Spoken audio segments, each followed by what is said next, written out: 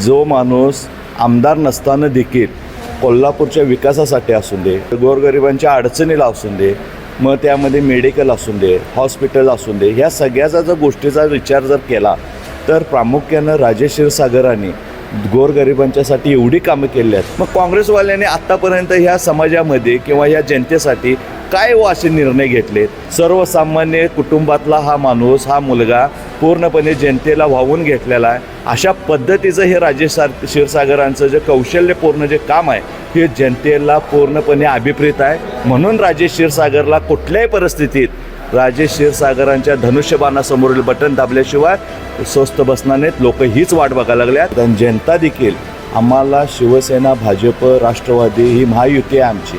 या महायुतीला जनता आशीर्वाद देणार. कारण का जनता वाट बघायला लागल्या की 20 तारीख कधी येते, आम्ही मतदान केंद्रावर कधी जातो आणि धनुष्यबाणासमोरील बटन आम्ही कधी दाबतो.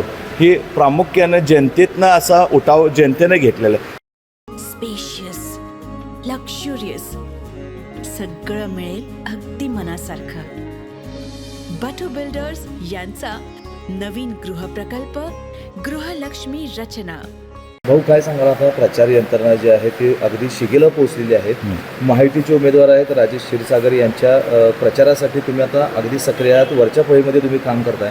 कसा प्रतिसाद वाढतो सगळ्या मतदारसंघामध्ये आता? बघा, शिवसेनेला आणि महायुतीला ही काही इलेक्शन आजकाल नवीन नाही. बघितलं गेलं तर प्रत्येक वेळी विधानसभा असून दे, लोकसभा असून दे, आम्ही ज्या पद्धतीनं शिवसेनेची ज्या पद्धतीची रचना असते प्रचाराची, ती रचना आम्ही तंतोतंत त्या पद्धतीची फॉलोअप करत असतो.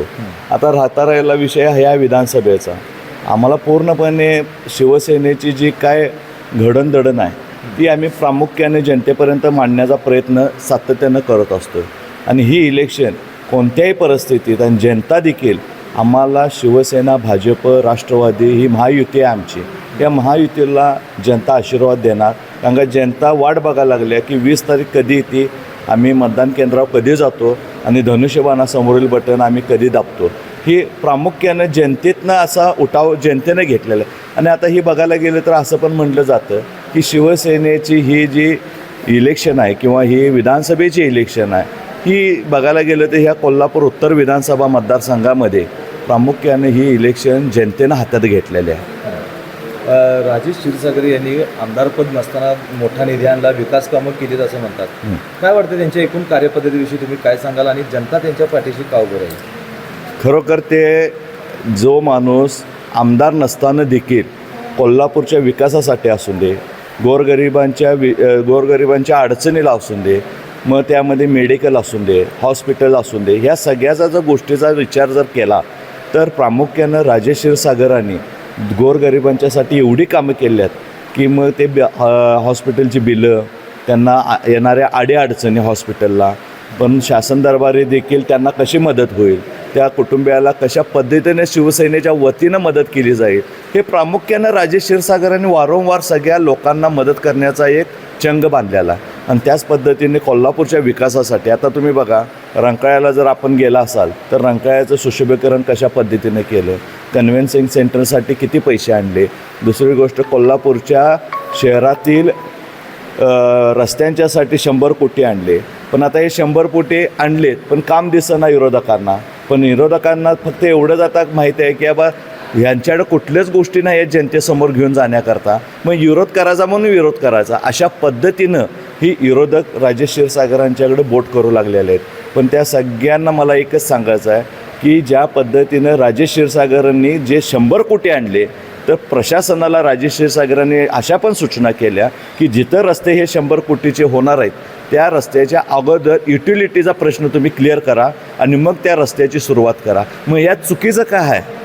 ह्या गोष्टीला सगळ्या जर वेळ लागला असेल, बघा तुम्ही, पाऊस देखील चांगल्या प्रमाणात या कोल्हापूरमध्ये नाही तर अखंड महाराष्ट्रामध्ये भरपूर पाऊस झाला. त्या पावसामध्ये कधी रस्त्यांचे विषय होतात काय हो, मला सांगा. मग ह्यांना एवढं समजत नाही का? हे पण राजकारण करतात. समाजमध्ये सगळी कामं केली, आम्ही आत्तापर्यंत हे केलं ते केलं.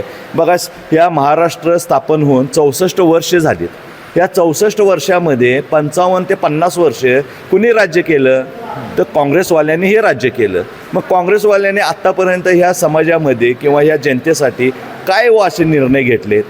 या 2.5 वर्षामध्ये माननीय महायुतीचे जे आमचे सरकार आहे, मग एकनाथ शिंदे असतील, देवेंद्रजी असतील किंवा अजितदादा पवार असतील आणि पूर्ण मंत्रिमंडळ असेल, आणि त्यामध्ये आमचे प्रामुख्याने राज्य नियोजन महामंडळाचे कार्यकारी अध्यक्ष राजेश क्षीरसागर असतील, यांनी वारंवार कोल्हापूरच्या विकासासाठी नाही तर महाराष्ट्राच्या विकासासाठी पूर्णपणे पुढाकार घेऊन केंद्रातनं कसा निधी मिळेल, महाराष्ट्रातनं कोल्हापूर जिल्ह्यासाठी कसा निधी मिळेल, या सगळीकडे लक्ष जर कुणी घातलं असेल तर माननीय महाराष्ट्राचे मुख्यमंत्री आदरणीय एकनाथ शिंदे साहेब आणि ह्या कोल्हापूरच्या शहरासाठी विकासासाठी जर कोणी पाठपुरावा केला असेल, राजेश क्षीरसागर हे पूर्ण जनतेमध्ये सन्मानपूर्वक नाव घेतलं जातं. तर कशासाठी? तर कार्यासाठी.